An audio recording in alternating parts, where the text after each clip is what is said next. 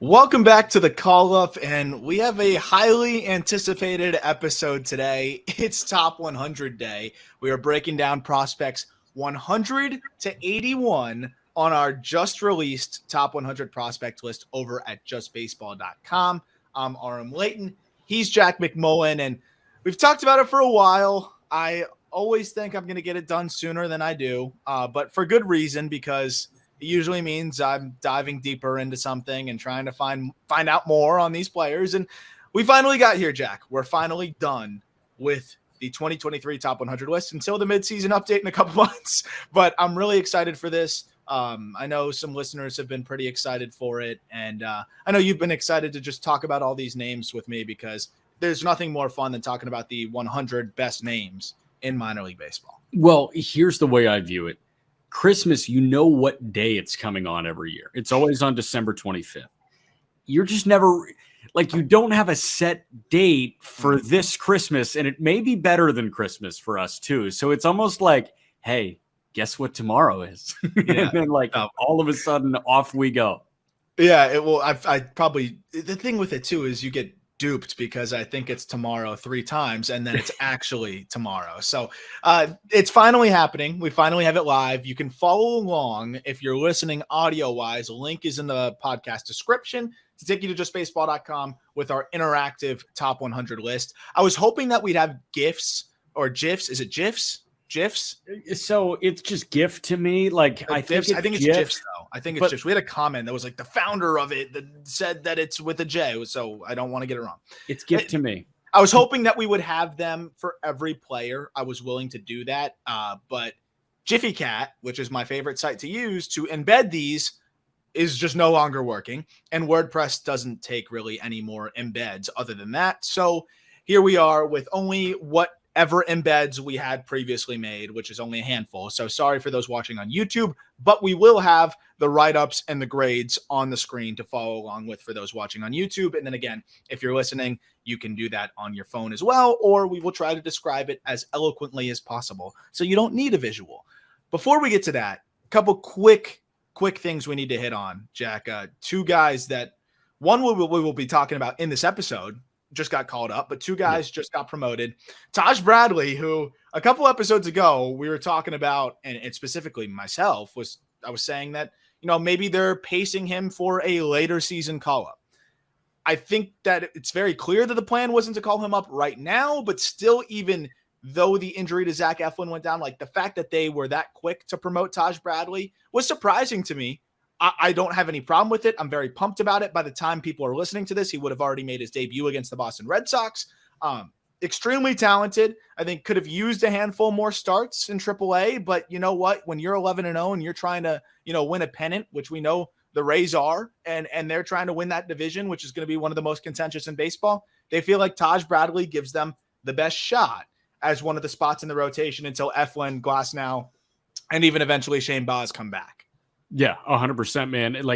The way I put it on the Just Baseball show was, I think the Rays are making a statement now that they really want to win games. And if they start 6-5, I don't know if they do this. They may go with an opener.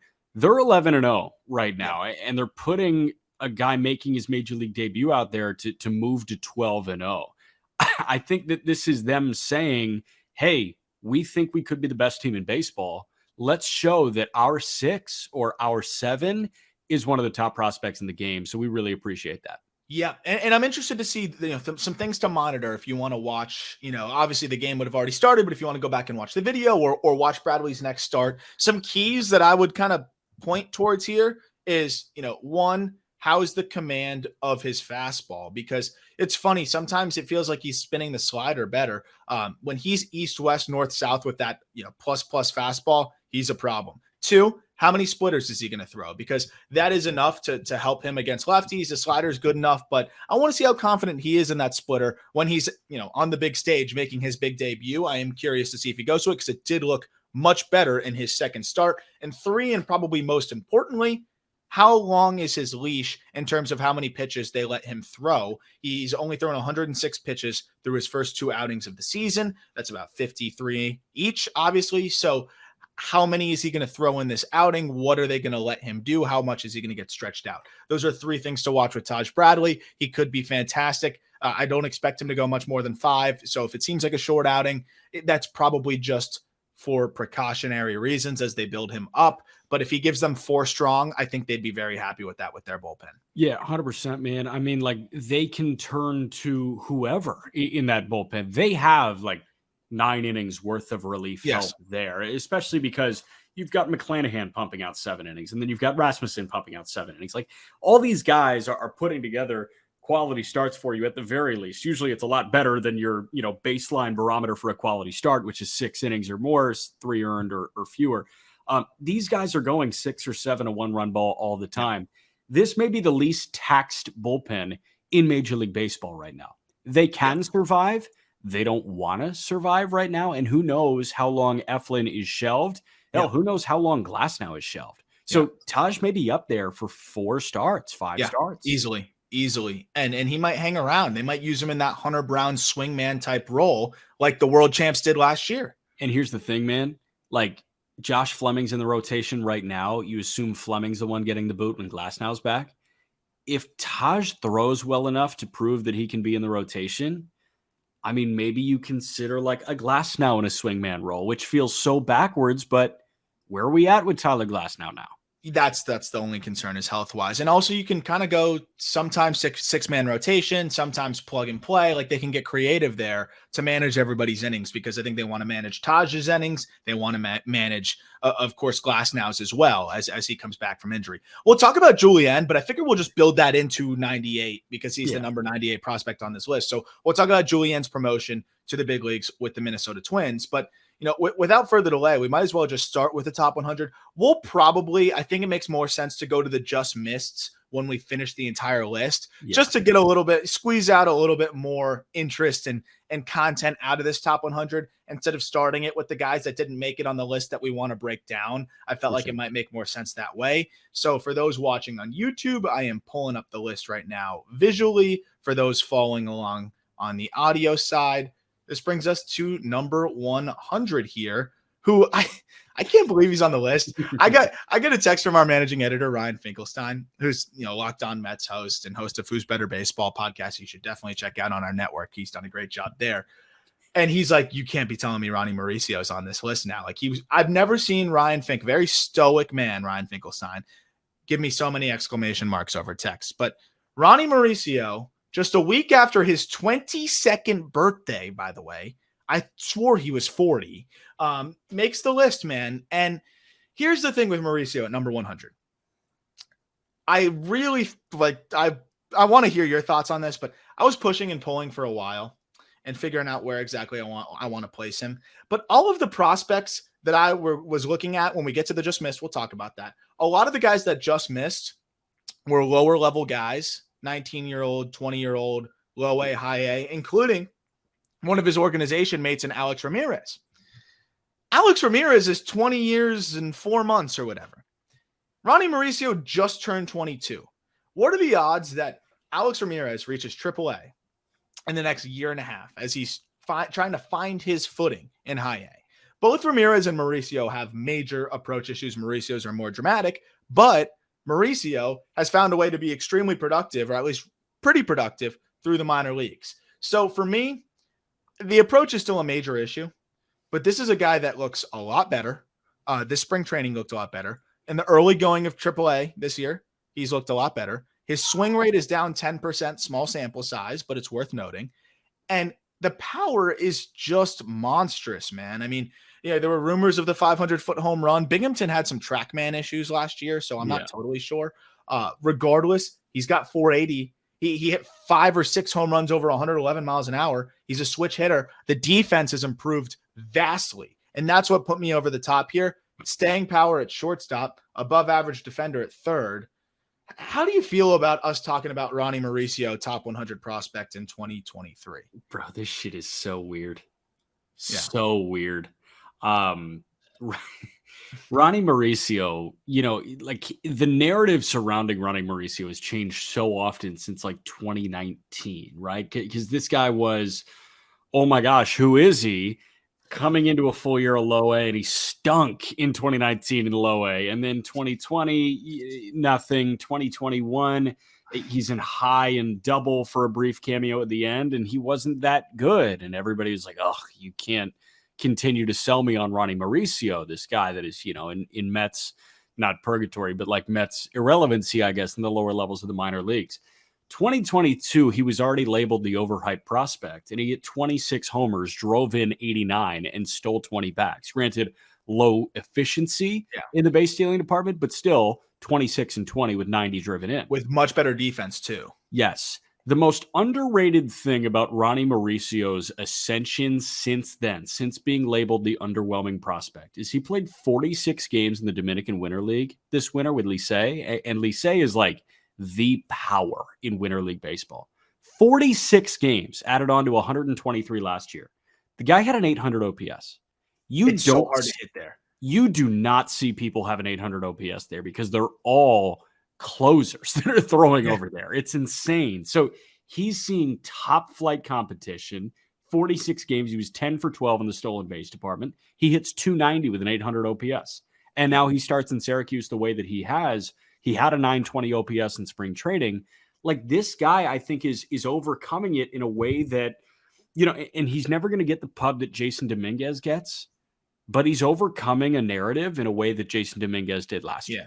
And again, you put an excellent point on the table here, which is it's important not to pit a guy against himself. And I think that's what we got caught doing. I'm guilty of it myself. I've become, people are too hyped on Ronnie Mauricio. He's overrated. He was overrated when he was the 30th ranked prospect in baseball. For sure. But when he was unranked as a 22-year-old who is now, he turned 22 after opening day, his second stint in AAA. So, when you look at a guy that, yes, the approach is a major issue. You look at the hit tool, it's 30 right now. I'm hoping for 40 future. But the zone contact rate's 82%. So the field of hits there. The power is plus. He can play shortstop and could be an above average third baseman. To me, it's like, if he is just a fringy hitter, if he can cut the chase rate from 40%, he's going to hit enough home runs and put the bat on the ball enough to be a productive hitter. He could be a, high strikeout, high power, bottom of the order shortstop. If that's an everyday player in Major League Baseball, and that's a top 100 prospect. Again, he could suck this whole year, and I don't think he'll suck, but he could have a mediocre year, and he'll be 23 in AAA next year. Fine. But I think he's going to be one of the ultimate trade chips this year. I think he's going to have a nice season. I think he's going to continue. I think he's going to have his ebbs and flows. But to do what he's doing despite his approach, if he can just cut down the chase a little bit, this guy will be really good. So he's number 100. I can't wait for some fan base to throw a hissy fit when they trade for Ronnie Mauricio at the deadline. Yeah, it's funny. Maybe some people will be excited now. I have no idea, but the upside's there's just too much upside there with a glove that's improved. One thing on him too, though, throwing errors. You look at the errors, 25. Most of them are throwing errors. He's got a plus arm. I think he can fix that. That's why I'm not worried about the glove. The actions, everything looked good. It was just like a weird yips type of thing. I think he'll take care of that. He already looks better this year. All right. 99. This is one of those names where people are going to be like, oh, haven't really heard of him. I think this is the only top 100 list you'll see him on. But Jason Morrobel, outfield prospect with the Texas Rangers. And I got to give credit to one of our newest writers, Reese White, who is doing a Dynasty mailbag, by the way, which he'll be a guest on the pod at some point. But he's doing a Dynasty fantasy mailbag. Tons of great content on our site at justbaseball.com. And go give him a follow on Twitter as well. It's RHYS and then the color white. Reese really was high on Morrobel. And, he was somebody that I liked when I looked at the Rangers system. I thought he was really solid. And Reese really encouraged me to dive deeper into Morrobel, watch more video, look at the data more and whatever. And, man, I can really see what he was trying to sell me on. And he told me that he talked to several scouts who have a top 100, caliber grade on him as well. And with Morrobel, and I'll just tell you, because Jack, I know you don't know much on him as he's barely played above the complex, now starting in low A. Let me just sell you on the profile here, right? 55 hit tool. I think he's got potential for a 60 hit tool. The zone contact was 88% between the complex and his brief low A stint last year. He's 6'2", 175 pounds, already producing 109 mile per hour exit velocities, but has a lot of room to add muscle and a plus arm in the corner of the outfield, average runner. To me, it's just this perfect profile. He screams David Peralta to me. Above average hit tool, above average power, solid defense in a corner. I see David Peralta light. I think with the bat to ball skills that he has and the power projection, this guy's too talented to not be a top 100 guy, but still needs to prove more to be outside of the back too, I guess. That works for me, man. I know nothing about Yeson Morrobel, so I'm not going to add anything. Might I just say I love that we added Reese White and Trevor Huth to the Just Baseball staff, because I think I know a lot about prospects, and then I watch you guys cook, all three of you. Those guys and are I'm awesome, like, man. oh my gosh. They are awesome. We're lucky to have them.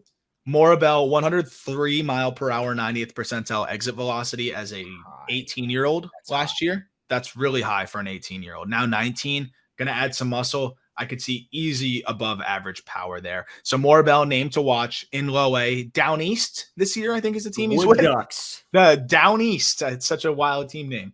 But a guy, might start a little slow, but someone to watch. Approach is solid too. We move on to number 98, and it's the new big leaguer. It's Eduard Julien. And I thought about putting position here as just like X, because that's his biggest drawback. If it were just the bat, Eduard Julien, like if he was an average defender at second base, Eduard Julien would be a top 50 prospect probably in baseball. But he's not average at second. He's actually bad. And I have a 30 grade on the glove. That said, he just got promoted to the big leagues. He's probably going to DH. He's probably going to, plug in at second base in certain spots. I don't think they'll be too stressed out about it, because the outfield defense and the overall defense of the Twins is pretty solid. But Julien, we talked about on the Just Baseball show. You watch that guy go oppo. There's very few guys that go oppo with as much ease as Julien does. There's very few guys that hit fastballs as well as he does. Yeah. And there's nobody who swings less than he does. Julien walks with the best of them. Will never expand the zone. 35% swing rate, as you mentioned on the Just Baseball show. Jack is on par with Juan Soto, which I actually had in my write-up here too, which is really funny because you brought that up on the call-up before even seeing the write-up. But I wanted to contextualize it. Like, he does not swing. That can be bad if you have too much in-zone miss. He doesn't have too much in-zone miss, and he rarely misses a mistake pitch.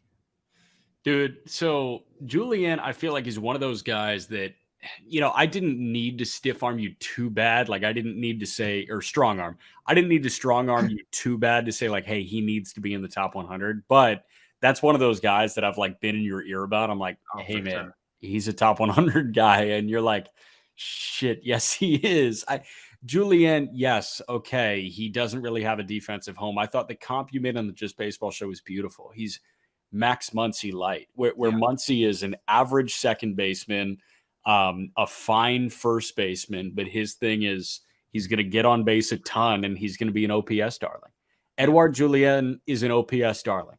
And hey, if you give me one number to judge a hitter, it's OPS. And you know what? This guy hit 300 with a 441 OBP in Wichita last year across a full season. Yes, please, every day. What I love about him is that even when he's slumping, he's going to get on base, right? Like we saw Juan Soto slump at points last year. I'm not comparing him to Juan Soto, but the point being, even when you're not hitting the baseball, when your timing is so messed up, guys like him, they'll walk, they'll provide value. They'll still be able to be productive and run into mistakes. Julien's got to improve against lefties. He's got to improve against the breaking balls, but he hedges some of that issue with never chasing and hitting as well against fastballs as anyone I've seen in the minor leagues. Check out that write-up on Julien to see some of the specific figures on his fastball. If you cue by velocity, the numbers get even more comical. You probably won't even believe me. So read the write-up. You won't believe the numbers on fastballs for him. Was he the fall league MVP? I believe so. 21 games, 96 plate appearances, hit 400, had a 563 OBP, a 1248 OPS. He walked 23 times. He punched out 22 times. I think he was literally there for defense. He was like the rare occasion of a guy being in the fall league for defense. He did not need to hit. You're there for defense. You're not worried about the offense whatsoever. And here we go. He puts up a 1250 OPS. Yeah, I mean, for him there, it was like, you knew. I would have taken a bet on him to win the MVP in that environment with the way he hits the baseball. I mean, I'm excited to see him at the big league level. If he can even just be not terrible defensively, he's an everyday player. Just don't be terrible. That's about it. For sure. Next up is a guy you actually got to see a little bit of. And look, we got a GIF.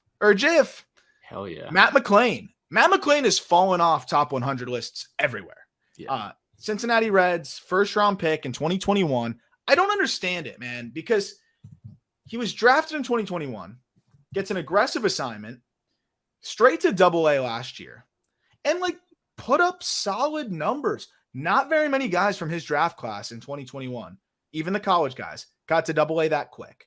And some that did struggle. He struck out more than anybody thought he would, and that was the issue. But he was also hitting for way more power than anyone thought he would. Yep. He also did not post that much in-zone whiff. The biggest issue for him was passiveness, and I broke it down on the Reds episode we did. Just swing decisions weren't great.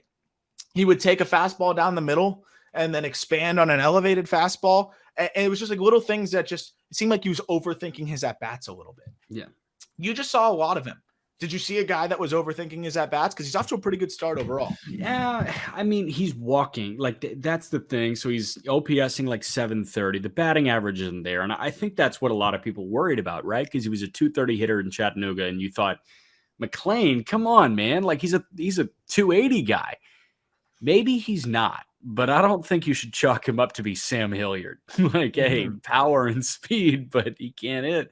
That's not McLain, man. McLain's a really good ball player. And I think a lot of Reds fans fell in love. Love may be a strong word, but I'll use it right now. Fell in love with Spencer Steer last year because they felt like he was just a ball player, quote unquote. And that's, the great form of baseball. McLain's kind of that. I mean, yeah, he's going to punch out more than Steer, but you know what, man? He's going to hit the ball hard. He's a really, really good athlete. And he's going to play all over the diamond. He can play short. He can play second. He might play center as well. Yeah. So, I think that this guy has the chance to be a fan favorite in Cincinnati just because he plays the game in a fun and hard way.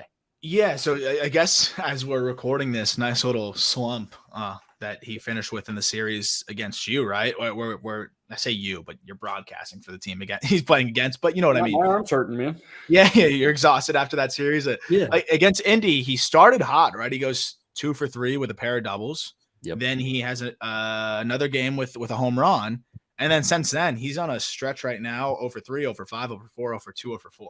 Everybody in Louisville sucks right now. Yeah, it's a little contagious. He's in triple, mind you, right? This is a guy that does not have a ton of at-bats under his belt. Again, the timeline here, drafted, goes straight to high A, puts up good numbers in high A. Then, and that was legitimately after the collegiate season. So then in his first full season, gets assigned to AA, puts up an 816 OPS, 27 for 30 on stolen bases, 21 doubles, 17 homers. Then he goes to the fall league, was not great there, and then goes to now AAA to start this season. He was great in spring training, and I just feel like this guy's going to put up good numbers. Even if the average is 250, like you mentioned, Jack, he's going to walk.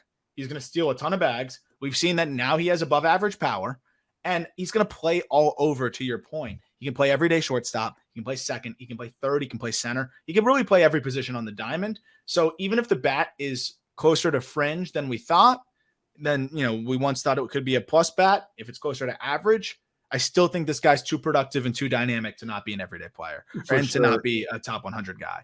For sure. But, I can understand people's concerns, though. When a guy with his profile is whiffing more than you expect, it brings you to like Nick Gonzalez and some other guys. But my point with him is he's way more athletic and can play everyday shortstop. So, he gets the benefit of the doubt for me as a guy that's had some pretty aggressive assignments at 23.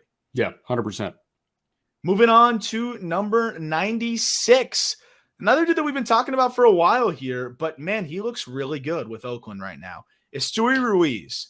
He's been traveling the world, or I should say the country at least, with how much he's been traded over the last year or so. Started with that breakout that he had with the Padres, but this is a guy that signed with the Kansas City Royals back in 2015. He's played for a handful of organizations at this point, but really broke out a couple years ago with the Padres. last year specifically stealing 75 bags, or I think it was 81 all in, if you included big leagues, everything else. Really hit better than he ever did. Bat to ball was there, more power. A guy that had zero power now looked like he had average power. And we're seeing that on the big league stage too. He's an average hitter, average power, elite speed, elite base stealer, and a good defender in center field. That's a really good ball player. And it's a big reason why I think you saw Oakland willing to take him in what was a really big trade there for them in that Sean Murphy package, right? So, or that was, which package was it? Now I'm drawing a blank. Yeah, that was Murphy. Yeah, that was the Murphy package, 3-team deal there. So you can see why they want him. They pretty much guaranteed at least getting a, slightly above replacement level everyday center fielder. But with the new rules and with the way baseball's trending and how hard he's hitting the baseball, I think he's an above average regular in center. Yeah, so that's the big thing you say, everyday center fielder. Oakland, we know they're in a crappy spot right now, but they just got an everyday center fielder for at least the next couple of years, which screams top 100 prospect in baseball if you're going to be an everyday big leaguer, regardless of if you're on the A's or the Braves. Esteury is, a really talented athlete. The thing that jumps out to me, and he's played 11 games, he's 1 for 1 in the stolen base department, which is really weird, but he's getting on base at a 317 clip right now, whatever. The thing that jumps out to me is this guy is physically a lot visibly stronger than he was last year. And especially the year before that. I mean, he has put on some muscle. And if he didn't sacrifice any of that steal, any of that, speed, I think that he can be a great mix of that. I think a part of the problem with the stolen bases is 3 of his 8 hits have been for extra bases. So he's only had really 5 opportunities to plus walk. So 8 opportunities when he's on the base paths to steal. And they're probably losing most of the time. So it's a weird spot for him, but Ruiz for me, like the floor is so high. The bat's there. He's hitting the ball, as you mentioned. He looks more physical. He's hitting the ball pretty much harder than we've really seen him hit. Definitely at the big league level. His 90th percentile so far, small sample size, is 103, which is way better than we saw last year. And he's already flashed better max exit velocities than we've seen from him, including 105, 106, 107 mile per hour doubles. That'll play. And if he's even 50 on the raw power scale with what he does at the plate, he should be solid. They're still getting acclimated to playing in the big leagues every day. He's also hitting in a really crappy environment. But I think Ruiz is going to be a really, really solid everyday center fielder with game-changing speed. For sure. Number 95, one of the higher variance prospects on this list. And I got a chance to see Elijah Green of the Washington Nationals, a fair deal on the backfield, some on a few different days. You could see what there is there in terms of upside. I mean, built like a linebacker. His dad was an NFL tight end. He flies. He's a plus runner, but there's some stiffness to his swing, and there's some questions as to whether he's going to hit. And that was enough. I'm just too unsure as to whether he's going to hit to rank him any higher. And this was where like the thought exercise of would I trade him for the player ranked ahead of him kind of resulted in him being where he is. It's just too much risk for me to say that I'd, trade, let's say, the guy that we're going to talk about ahead of him, like a Jefferson Quero or somebody for him. As crazy as that sounds, because Elijah Green's one of the more hyped up names we've heard in a while, high school kid with, exciting bloodlines and built like a freak. Guys like, we've had a lot of guys like that just don't hit. They don't do the object of the game. I think Elijah Green could do it. I could 100% end up losing on this if I were, let's say a general manager that passed. You take that chance with guys. You acknowledge sometimes that, hey, this guy could be a superstar. I'm just not willing to wear that level of risk. And when it comes to the rankings here, I just couldn't have him much higher, though I will acknowledge that he could make me look terrible after this year if he hits even, to an average clip with the tools that he has. Yeah, so Elijah Green has 7 hits in his first 4 games and 2 bags, so he's hitting .438 right now. To that, I say I think he's a top 10 prospect in baseball already, and I think that he should start and write for the Nats tomorrow. Yes. No, he's a Fred Nat. He's a Fredericksburg National, so he's off the complex now after 12 games in the complex last year. I think the next couple of months are going to be really telling of who Elijah Green is. Because he could be James Wood. He could also not be James Wood. And like, listen, Wood has a lot more hit tool present right now. And I think that he probably had more hit tool at time of draft than Elijah Green did. But, Wood's 6'7". Green looks like a 30-year-old that's eaten nothing but kale and acai for the last 10 years. Yeah. And at 19 years old, like, it's hard to pass up a physique like that, man. I mean, he is the most intimidating guy in a clubhouse at 19. It's actually absurd how fit. Like when I went to the backfield to get to see him walking out afterwards, looking at that dude, I couldn't believe how physically imposing he was. The power is legitimately like game changing potentially with how hard he hits the baseball. Look, this is one that again, like I'm ready to move him up quickly. I'm prepared to do it. Yeah. I just got to see more in terms of just him in a game setting, showing that he can, hit enough. What is nuts though is he's already popped to 112, dude. So I mean, knowing that, acknowledging that, probably closer to 70 future raw power, right? Yeah. But the problem is he's already pretty maxed out physically. So it's like he's 6'3", 220. How much more strength is there? He doesn't need any more. But yeah, it's probably 70 future raw power.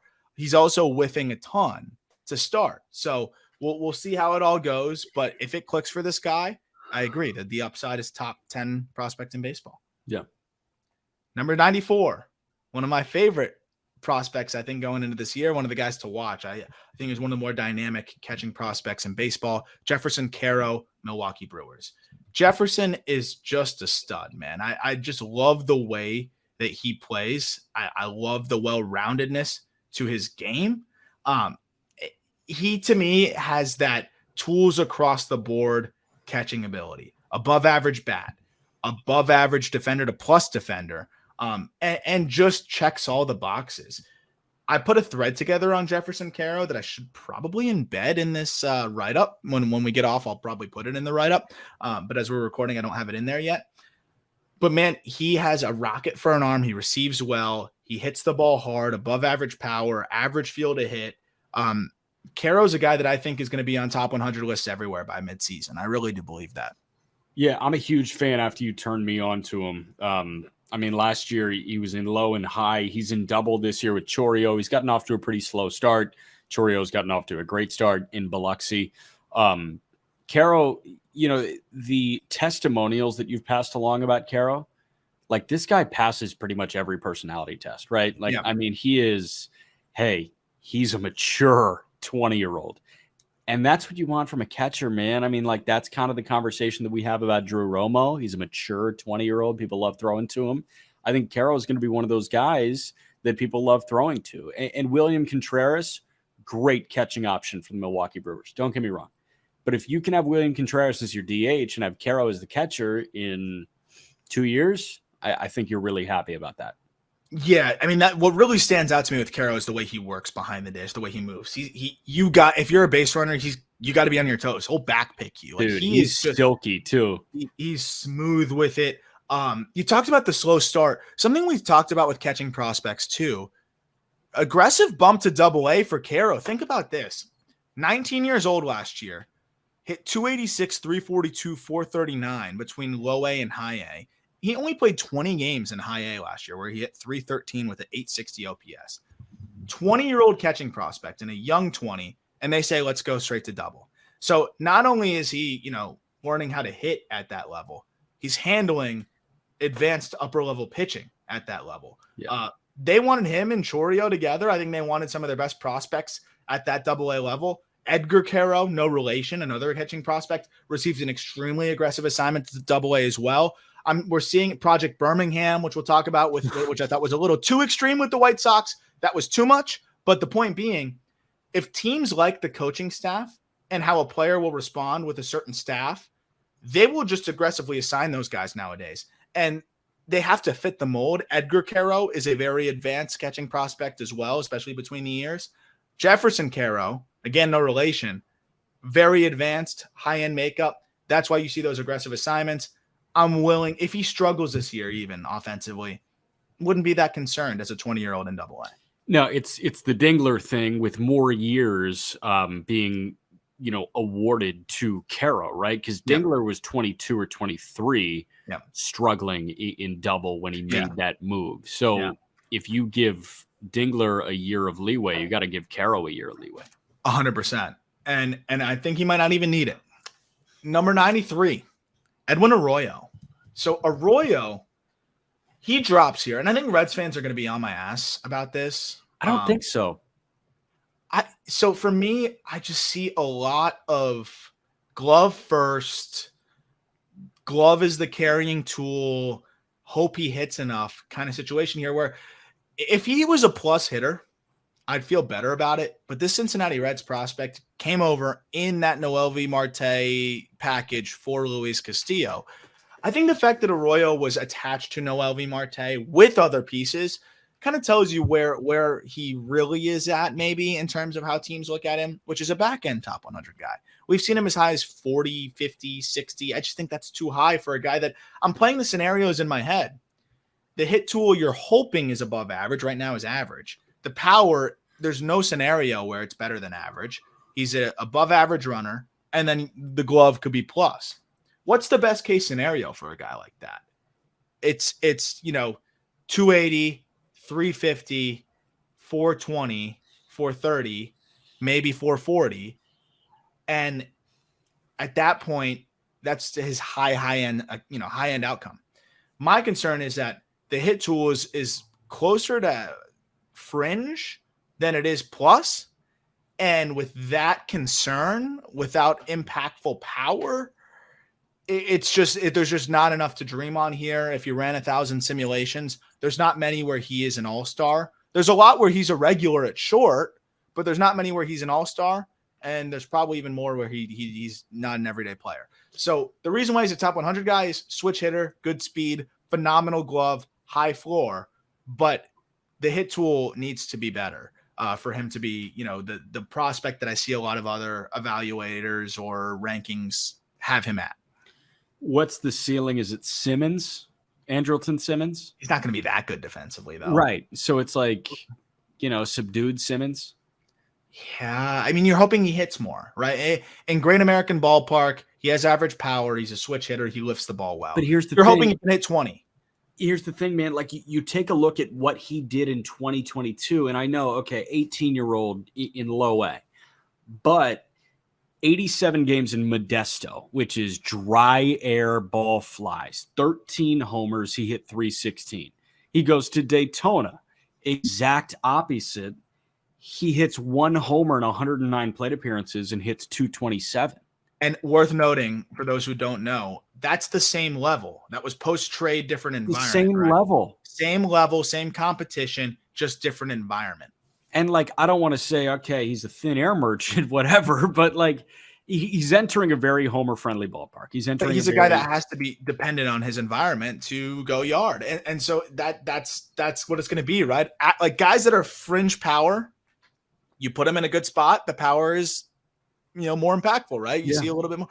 But if he's in a bad spot, then you really see the power subdued. That's how it happens. And again, if he was a plus hitter, I'd feel better, but the zone contact was 78, 80% at best last year. That's not good enough. What's the ground ball rate like? Last year, it was in the mid-30s, which is pretty impressive for that guy. That's what stands out for me is, he hits the ball in the air well. But if you're whiffing in the zone more than 20% of the time and you don't have the power to leave the yard consistently, it's a weird profile. So we'll see. He might develop a little bit more power, but the frame's not that big. So I'm interested to see. That said, I would love to have a Edwin Arroyo type prospect in my system. I love a switch hitting, defensive minded shortstop that can move a little bit, but I need to see a little bit more at the bat. Yeah. Next up, Hayden Wesneski, number 92, Chicago Cubs. It's been a rough start for Wesneski at the big league level all of a sudden after what he did last year, right? We saw Wesneski go nuts and just shove at the end of last year. And then we see him pretty much just get blown up his first 2 starts of the season. Are you really worried about that at all? He looked good in spring training. It seemed like his fastball's not moving the same. His stuff hasn't totally been there, but Wesneski's a guy that, was traded over from the Yankees in that Scott Frost deal. Fastball is good. He gets ground balls. The slider is disgusting. The cutter's effective. When we've seen him work and we see number 3, number 4 type, right now it just hasn't totally been there for him, but I think he's going to work through it just fine. It's 4 legitimate big league pitches. It's good command. Just hasn't been there through the first 2 starts this year. Yeah, I mean, fastball is getting drilled. Like the sweeper is still fine. The sweeper was excellent last year. Opponents hit a $119 against it. He threw 158 of them at the major league level. Sweeper this year, opponents hitting 167, have yet to accrue an extra base hit. He's thrown it 43 times. He's thrown 47 fastballs, sitting a tick higher than he did last year. But opponents are hitting 556 with a 1,400 slug. Average exit velo against his fastball, he's thrown it 47 times, 95.5. It's getting hit into oblivion. And I have no idea what the deal is there. I see the spins up about 100 RPMs. So here's what I think the issue is, and I'll have to dive deeper into it. I think he's dead zoning a little bit. So what made Wesneski so good is it's sink and sweep. Yeah. And then he would mix in the 4-seamer. That was a little dead zoney, but when you're worried about sweep and sink and changeup and cut, a dead zone fastball still has enough ride to relative to everything else to catch you off. But I think right now those fastballs are both blending, where even the sinker is closer to the dead zone fastball. And I think that's the issue right now. Yeah. So the sinker is sitting 2 ticks higher, but it's also 100 RPMs, more. So I think it's blending too much with like a 4-seamer. I don't think it's not as much of a sinker, 2-seam type. I think this sinker is looking like a crappy fastball, and the 4-seamer is looking like a dead zone fastball. But don't you feel like that's something he can work through and figure out? Like that's a pretty easy tweak, I feel like. Yeah, yes, but somebody needs to tell him, and the Cubs are the organization that will tell him, right? Like, I don't think we're smarter than them. So I think they've got that figured out at this point. It is worth noting too, like he had the 2 worst environments to have this issue in.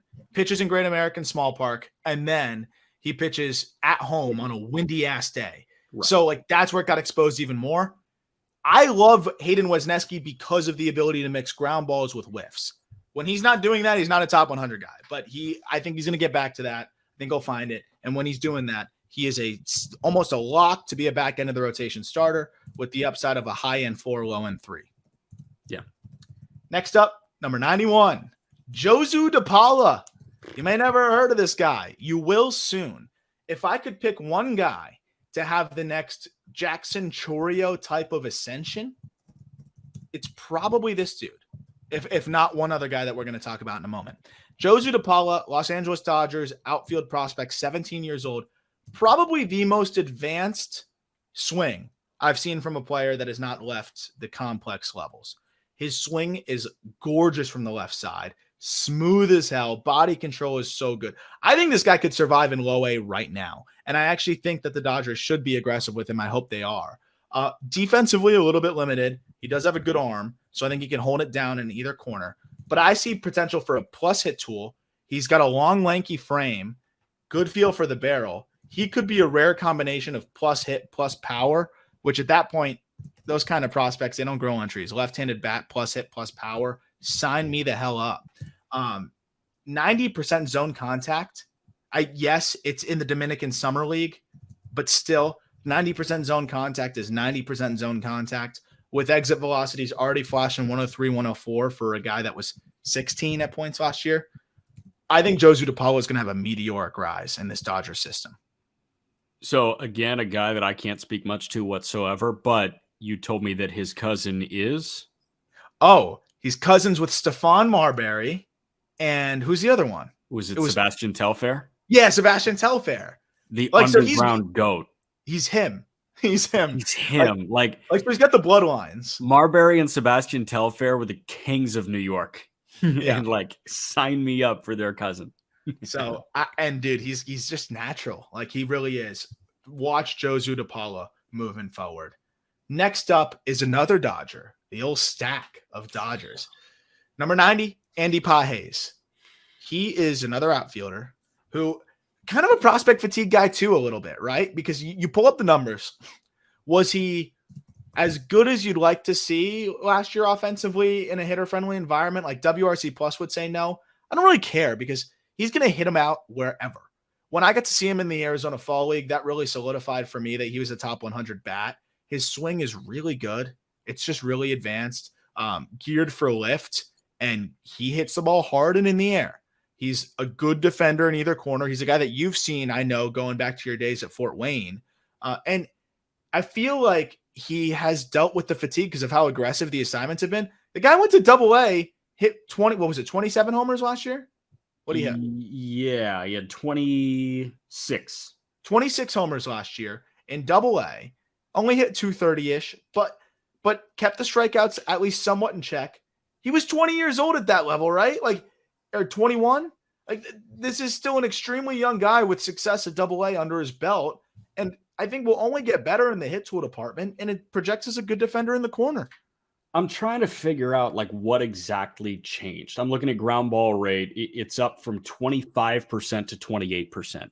No. That's excellent. Fly ball rate down from 55% to 50%. Don't care. That's excellent. K rate was literally identical. 24. Identical. Walk rate goes down about 3%. All right, I can live with that.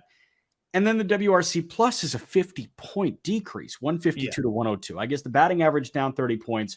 You know, you look at the OBP, goes from 394 to 336. A 400 OBP prospect to a 340 OBP prospect is very different.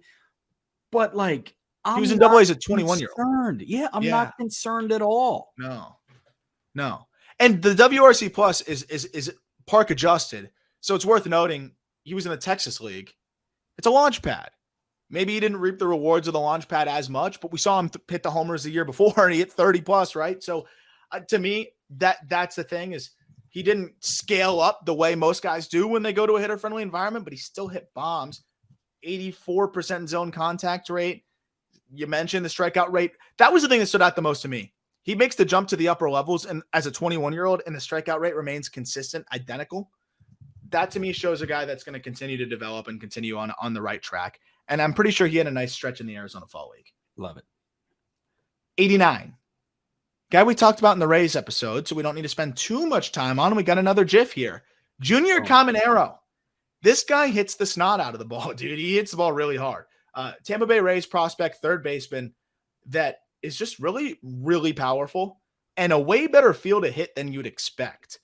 A lot of moving parts for those watching on YouTube. You can see the loud barrel tip, all the movement that comes with it. But what's crazy about it is he still makes a ton of contact, zone contact around 85%.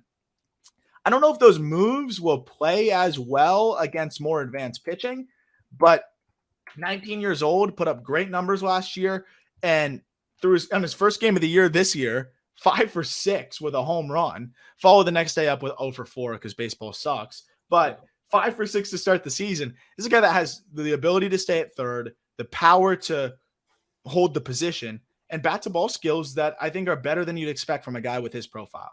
Bro, they're going to run into so many depth questions, but like, who cares, right? I mean, it's insane to me how much depth they have, and I don't think Tampa's going to trade any of it. I think all they do is like stockpile in Durham and Montgomery, and their teams are really good everywhere.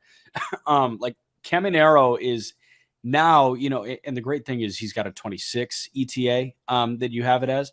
I mean, Oslevis Basabe and Curtis Mead are scratching and clawing to take ABs away from Brandon Lau and Isaac Paredes, which isn't going to happen. And then you're going to have Caminero at some point and Ronnie Simon at some point clipping at the heels of Basabe and Mead. And then you just run into this crazy conveyor belt of elite talent. It's so bizarre to me.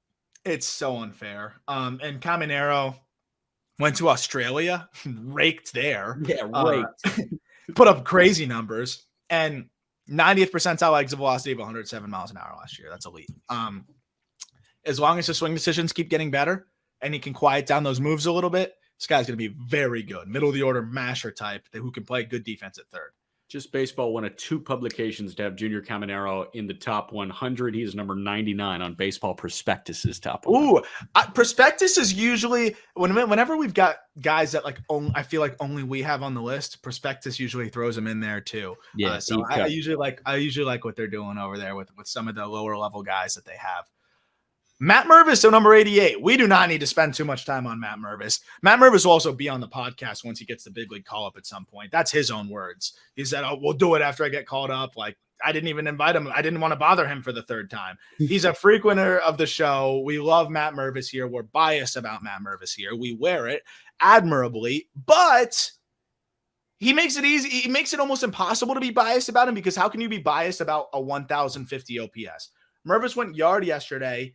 He went yard, I should say 2 days ago for those listening. He went yard a couple days before that at 113 miles an hour. He should be the starting first baseman for the Cubs. Hosmer's doing that thing where he's good for a month to start the season. But Mervis, dude, it's become pretty, we can't, how many more ways could we like slice this up? Above average hitter, plus power, high-end makeup, good enough defender at first base. And the guy crushes everything. He's Mash Mervis. I don't know what else to say. I mean, what does he put up last year at 984 OPS in 137 games? 9 games, he's got a 989 OPS. He's killing the ball right now. Next, he's the first baseman of the Cubs. Yeah. That's what I can't wait for, because it's got to be coming pretty darn soon. If you queue up somebody I think it was Alex Cohen. Was he the play-by-play guy for Iowa? Yeah. I think he had a tweet, if you queued up like his last 162 games, I'm pretty sure he's got like 140 driven in, like 39 homers for, and that's including like AAA, AA, Arizona Fall League, and then AAA again. So that just kind of shows you what he's all about right now. Not much else to say about Merv. Alex Cohen, by the way, if we've got Cubs listeners, Cohen is a great guy. Have had the chance to interact with him. So happy that he has had opportunities with 670 The Score and Marquee during spring training to hop in on those games. He is an excellent follow if you want updates on the Iowa Cubs, and that's a stacked roster right now. I was going to say he does a great job of highlighting the players that are doing great things for that team. I see Alex all the time on Twitter, and really does a great job of just highlighting those talented players that he's fortunate enough to call the games of consistently. Yep. Number 87, another guest of the podcast, a guy that was on very recently, Mason Miller. Miller's one of my favorite stories. I think it's just so amazing what he's been able to overcome. A guy that started a pitching prospect, let's just say, with the Oakland Athletics. I labeled him on the podcast episode. You could go check that out as the most intriguing minor league pitcher and right now. Division III guy, fluctuating weight loss, couldn't figure out what was going on, and finds out that he's a type 1 diabetic. And, that's could have been very upsetting and devastating. And he said, he talks about it. I don't want to speak for him. Go listen to that episode on those details. But he said that he had to, kind of grasp that, understand that his life was forever changed in a way that he's going to have to do certain things, but then also had this clarity of oh, that's why I kept losing all this weight. That's why I felt like crap all the time. And he never complained. He pitched through it at Division III Waynesburg and just didn't know why his play was inconsistent. Yeah. Gets it, taken care of, gets, what he needs to have done to be healthy as a type 1 diabetic. And then all of a sudden starts throwing 100 miles an hour in his final season of eligibility at Gardner-Webb. Showed enough there as he dominated hitters to get drafted in the third round by the A's.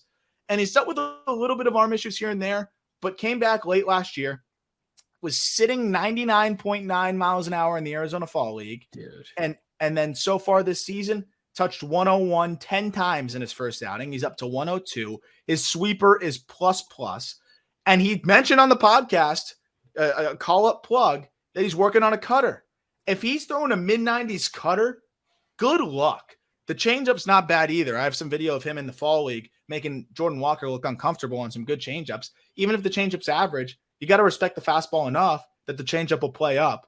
This is one of my favorite guys to watch. Just got the promotion to AAA. Mason Miller could be special. Yeah, I mean, Miller, he started a game in AA with Midland, 3 and 2 Ks. 8 Ks, no walks. No walks is big. And this isn't a guy that has historically had command issues. In the minor leagues, he's punching out, 16 per 9 in 23 innings. He doesn't have, much experience in the minor leagues. But, 23 and 2/3 innings, 42 Ks, 6 walks. So this guy knows how to pound the zone. He is experienced, if you want to view it that way, right? He spent 5 years in college because he did play his final year at Gardner-Webb. He used that transfer after the 2020 season. So, yeah, man, I have really been turned on to Miller as well. And, I've got a lot of people in my life that are type 1 diabetics as well. And they have that eureka moment at some point where it's, okay, I have closure. I'm going to have to deal with this for the rest of my life. But now I know the steps that I need to take to live my best life with it. And Mason Miller has gone from a really good athlete that I had question marks about why shit was happening to his body to a guy that knows exactly what's going on with his body and it takes care of it and is still an elite athlete and is getting better as an athlete.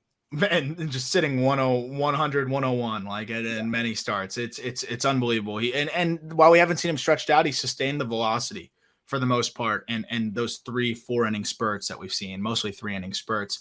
Awesome dude. Definitely check out that interview. Easy guy to root for. And I think he could be a really special talent. His floor is elite closer, I think. So that's the other side of it too. Even if he can't stick as a starter, floor is lights out. Is he Yohan Duran? Yeah. I don't know if he has like that kind of stuff going, but if he might be sitting 103 if he's going 1 inning spurts, like 101 to 102 at least. Gotcha. That's just absolutely nuts. Next up, number 86.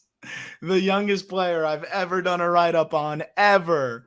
Ethan Salas, catching prospect, San Diego Padres. He's 16 years old, Jack. He was born in 2006. Yeah.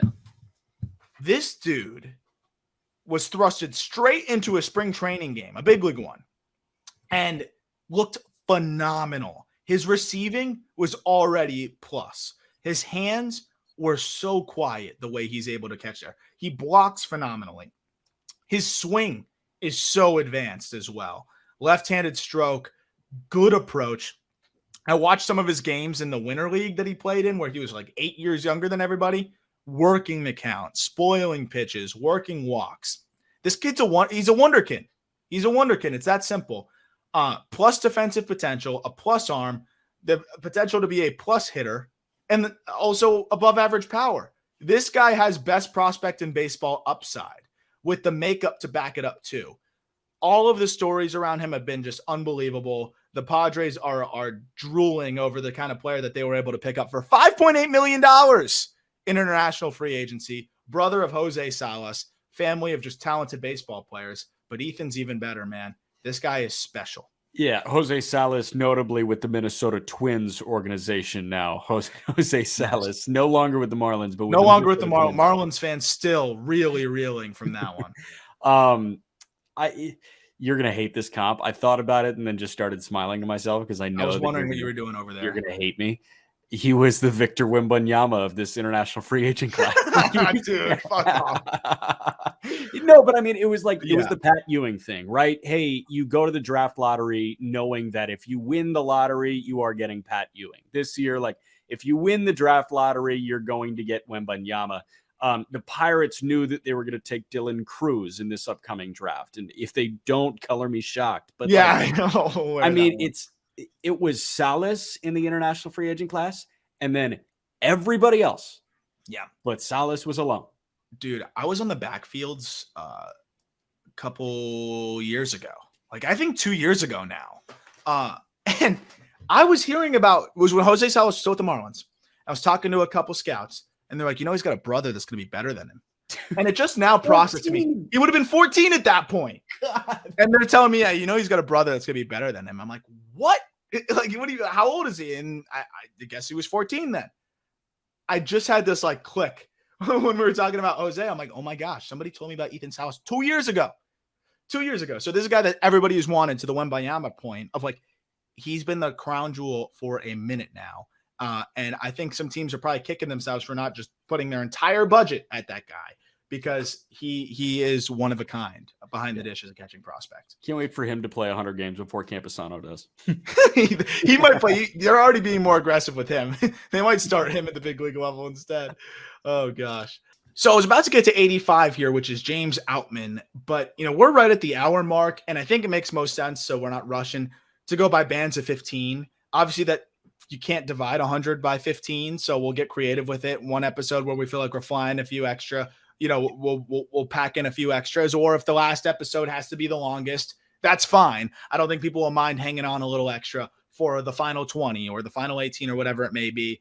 But I want to keep these episodes a little bit shorter because I know people might binge listen to these, one after another to go through the entire 100. We'll be hitting you with, episode after episode to kind of comb through this top 100. If you can't wait to read it, go check out the top 100 list in the description. But we will continue to be churning out episodes almost every day as we can to get through this top 100 because I know a lot of people want to hear this and have the breakdown. If you enjoyed this episode, please leave us a rating. Help us grow the show. If you're watching on YouTube, please subscribe, leave some comments, tell us who you thought maybe should have made the list, who you think is too high, too low, whatever it may be. But that'll do it for this one. Jack, any final thoughts on these 15 players we talked about? Yeah, I'm all the way in on Josu de Paula for being Sebastian Telfair's cousin. That's my last thought. And Stephane Marbury, dude. Like that one. And Marbury. Starbury was sick. Yeah. But, Telfair, you hear the stories about Sebastian Telfair. Yeah. And Josu de Paula is just a cool name. So all the way in on those guys. We'll start with another Dodger because, of course, in the next episode. As always, thank you for listening. Look forward to talking prospects with you tomorrow.